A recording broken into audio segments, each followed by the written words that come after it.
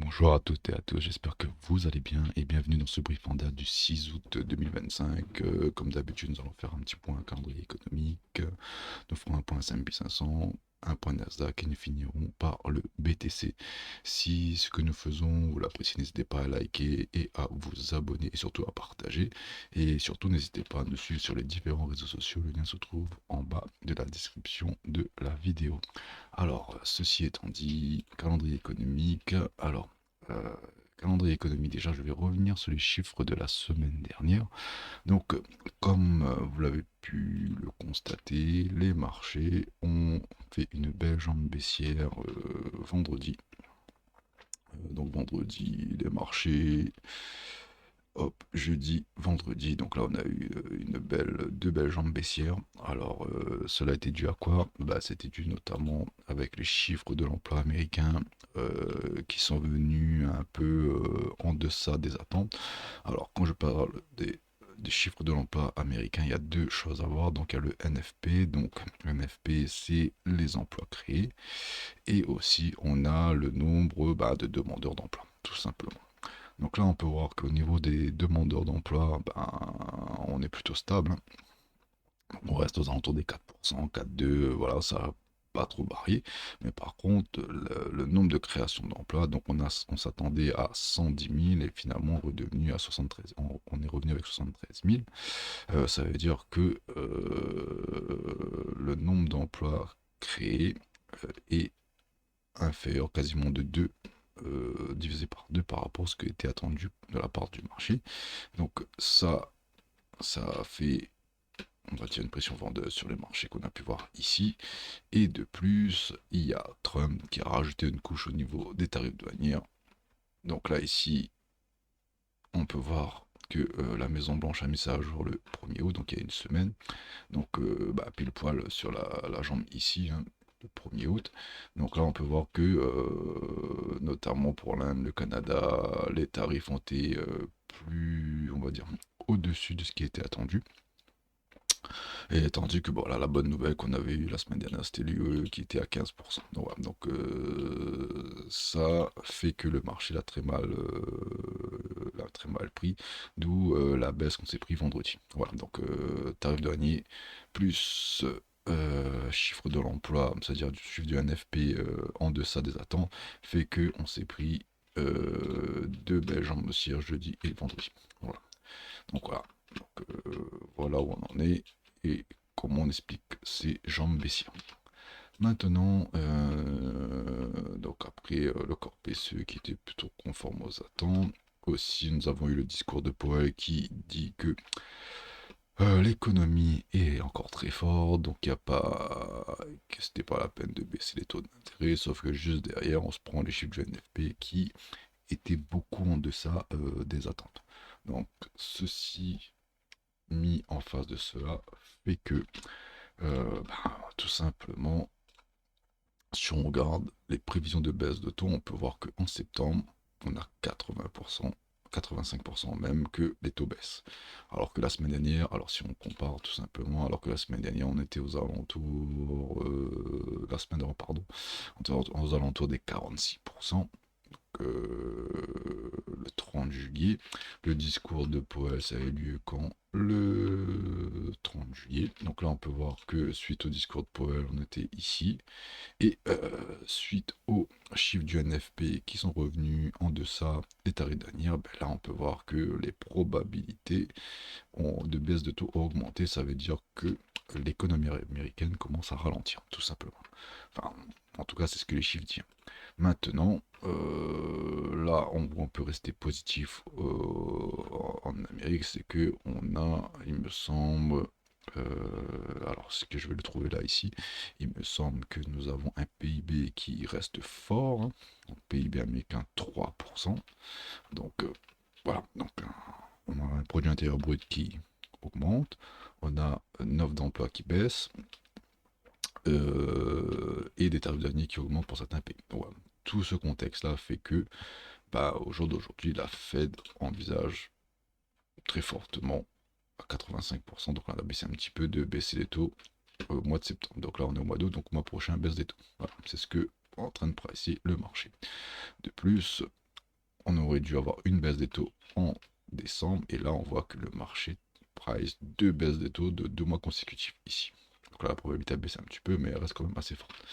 Donc tout ça pour dire que Powell était parti sur une économie forte, l'économie a priori américaine en train de baisser un peu parce que la création d'emplois baisse, donc ce qui ferait que la Fed pourrait envisager de baisser une, deux, trois fois les taux cette année, parce que là pour décembre on n'y est pas encore, mais voilà, on est au coude à coude.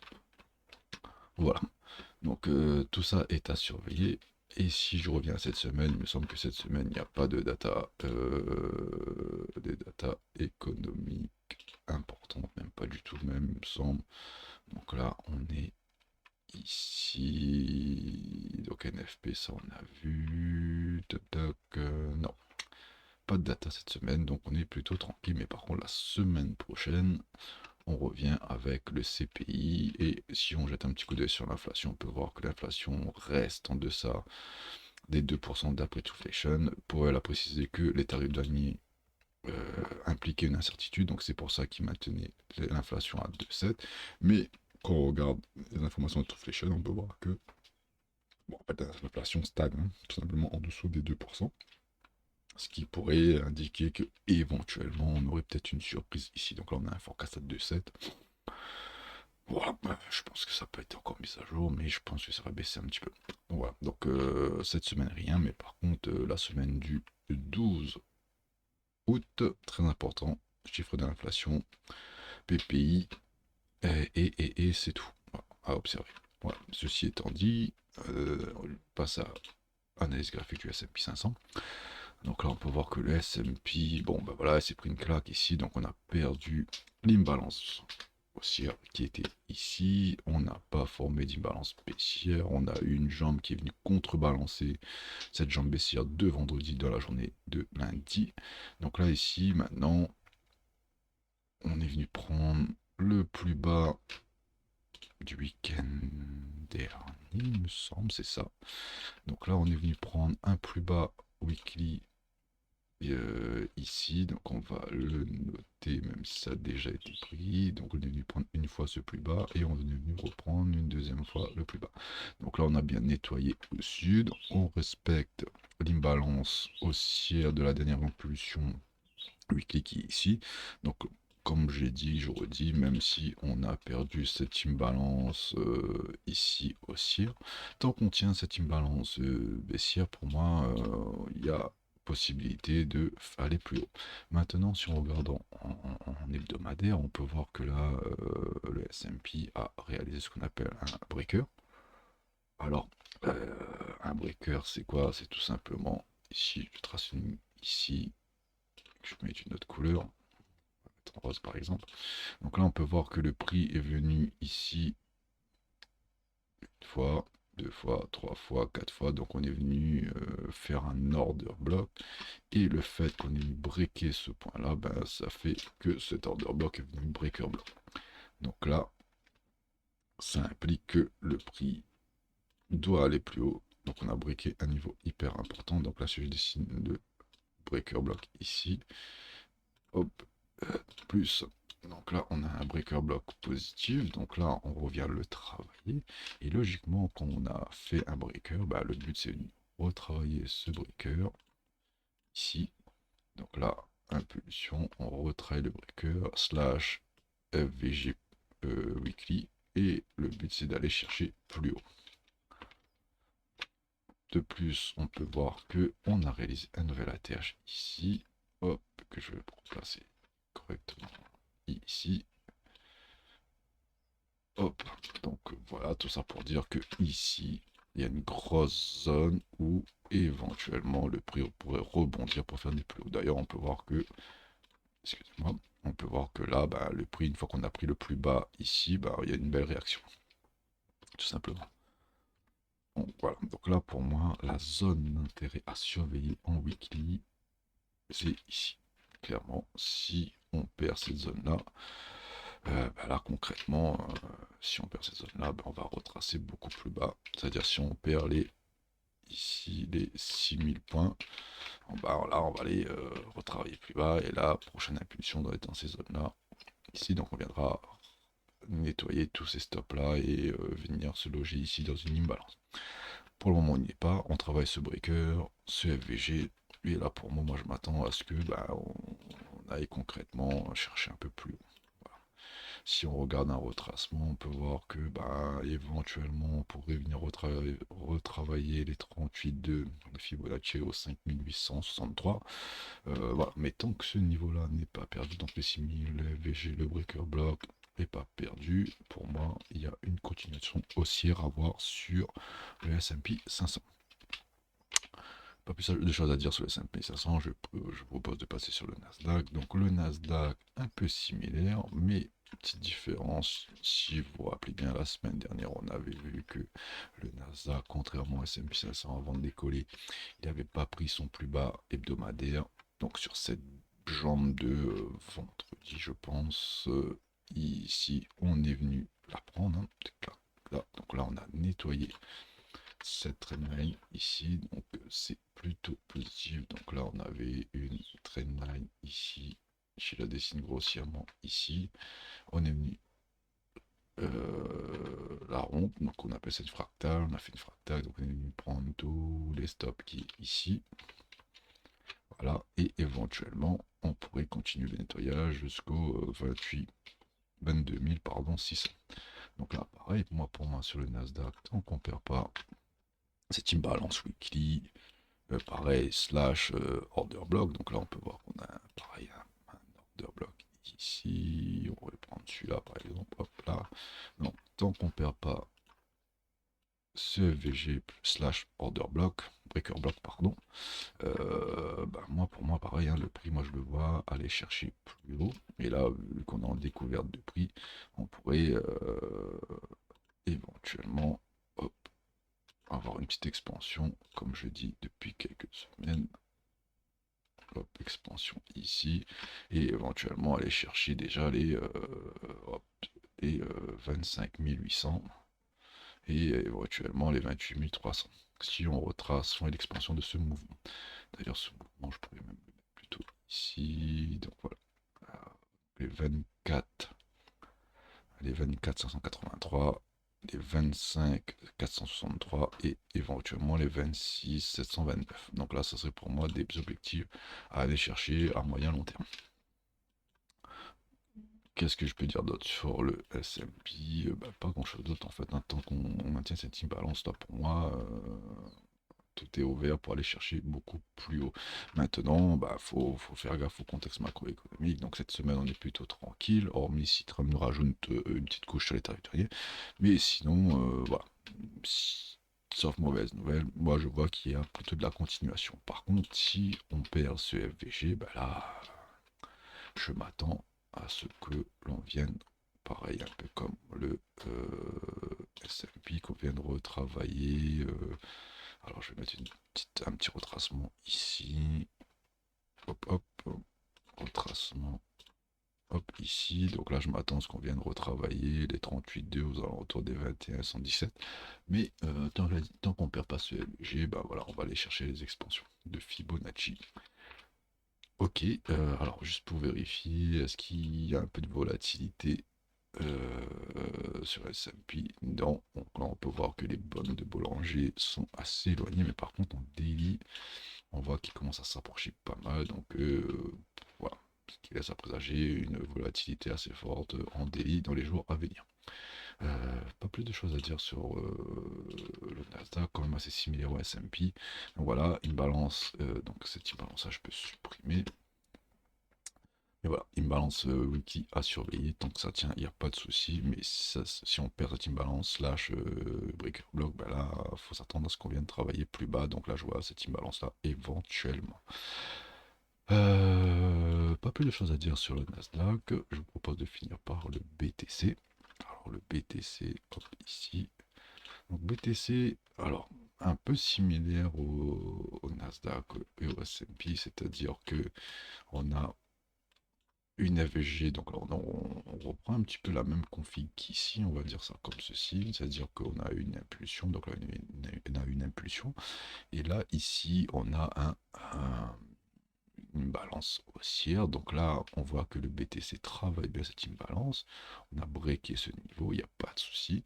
On est venu même retravailler l'ancienne ATH ici.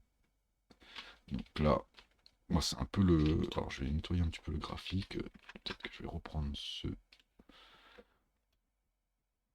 ce template ici. Alors je vais...